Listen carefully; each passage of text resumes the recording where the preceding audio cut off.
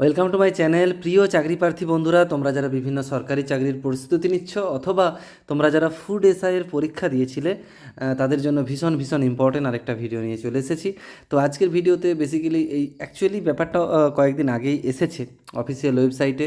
ব্যাপারটা বলতে তোমাদের যে অ্যান্সার কি ফুড এসআইয়ের যে 6টা শিফট বা 6টা সেশন হয়েছিল, 6টা সেশনেরই কিন্তু অ্যান্সার কি চলে এসেছে।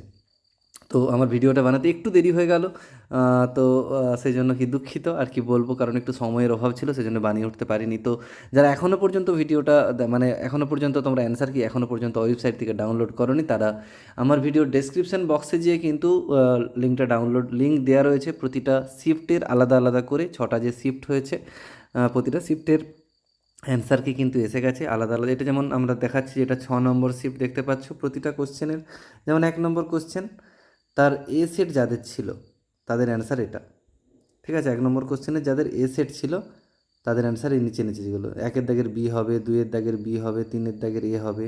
যাদের ধরো কোশ্চেন মানে সেশন 6 অর্থাৎ 6 নম্বর শিফটের পরীক্ষা যারা দিয়েছে, যাদের হয়তো ডি ছিল, কোশ্চেন সেট নাম্বার ডি ছিল, তাদের দেখো 1-এর দাগের উত্তর হবে সি, 2-এর দাগেরও সি, 3-এর দাগেরও সি, 4-এর দাগের বি। এইভাবে তোমরা মিলিয়ে নিও, এইভাবে তোমাদের কতগুলো কি ঠিক হলো হিসাব করে একটু জানিও, তাহলে একটা কাট অফের আইডিয়া করা যাবে।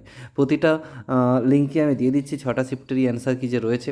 যারা কোশ্চেন এখনও পর্যন্ত পাওনি, কোশ্চেনটার পিডিএফ একটু আগেই দিয়ে দিয়েছি, দেখবে আমার চ্যানেলে আগের ভিডিওতে কোশ্চেনটার পিডিএফ দেওয়া রয়েছে, ওখান থেকে কোশ্চেনটা ডাউনলোড করে তোমাদের মিলিয়ে নাও তোমাদের কতগুলো কি ঠিক হয়েছে। চলো এখানেই রাখবো, সবাই খুব ভালো থেকো, সুস্থ থেকো। Thanks for watching.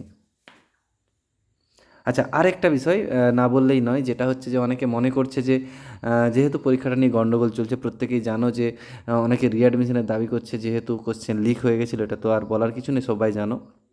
তো সেই প্রসঙ্গে বলবো যে এখনও কিন্তু পিএসসি থেকে ফিক্সড কিছু কিন্তু জানায়নি। পিএসসি বলছে আমরা খোঁজ খবর নিচ্ছি, ঠিক আছে, কিন্তু এখনও কিছু জানায়নি। তো এটা আন্দোলনের ওপর নির্ভর করবে যে কী হতে চলেছে।